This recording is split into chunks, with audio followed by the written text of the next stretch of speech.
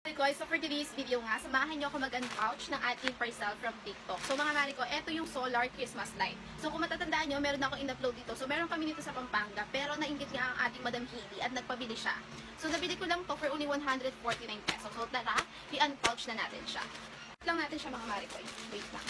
Sobrang ganda dito mga Mariko. Alam niyo kung bakit. Kasi solar na siya. So hindi mo na siya kailangan ng electric, hindi na kailangan isak-sak pa sa ano. So bawas ano na rin to, electric bill. Tama ba ako?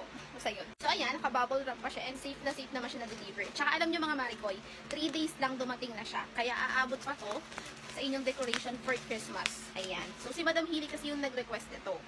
Alam mga Marikoy, ito yung katas ng na ano niya, binigay ng mga uncle tsaka yung mga uncle niya, binigyan siya ng money. So ayan, bigyan na natin siya ng Christmas light. Kasi ito yung pangarap ni Madam Hailey. Magkaroon kami ng Christmas tree at tsaka syempre ng Christmas light.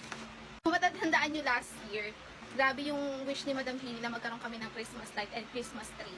Pero ngayon, ito na, Christmas light muna yung binili natin. Ayan. Mga Marikoy, dalawa na yung binili ko. Isang red at isang green.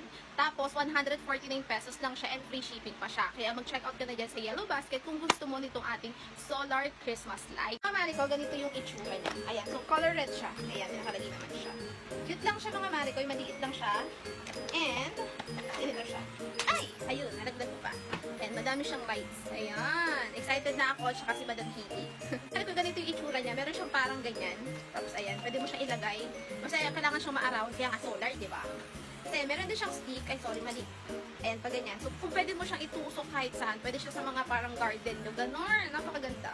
Ayan. So, ngayon, ibibilad ko muna siya sa araw. Lalo na ngayon, tirik na tirik ang araw. Damala, parang summer. Muna siya ibibilad sa veranda namin. Mamaya ko na lang siya ayusin. Actually, hindi pala ako sa tatakay na mag-ayos. So, dyan ko muna siya binilad kasi sobrang init dito. So, mamaya, sisiyan ko siya.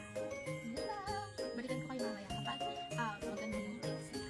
Ayan, so gusto mo check out, did you Yellow Basket?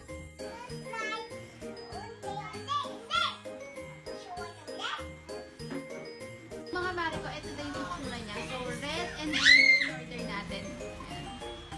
Lahat siya gumaganin. Sobrang haba na talaga niya. O, check out na kayo sa Yellow Basket.